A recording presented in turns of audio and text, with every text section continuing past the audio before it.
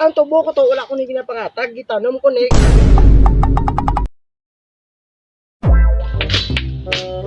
Nay!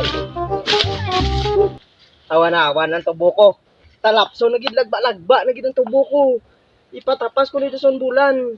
Sa kwarta na gid ko sini. Ay, ako may tubo to. Ha? Ay, ako tubo. Mangayo ka tubo? Oh. Ang tubo ko to, wala ko ni ginapangatag. Gitanom ko ni kay para makakwarta ko. Kay baligya ko ni sa sentral. Tapos ikaw mangayo ka lang sa tubo?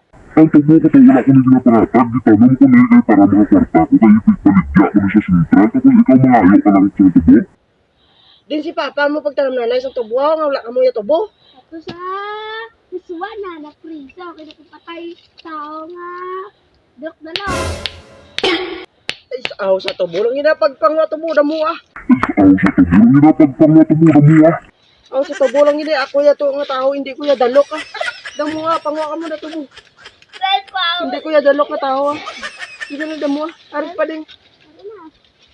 Ops, wait lang mga idol. Gusto mo bala makakwarta gamit ang imo cellphone? Ano pang hinihintay mo? Ibenta mo na yan.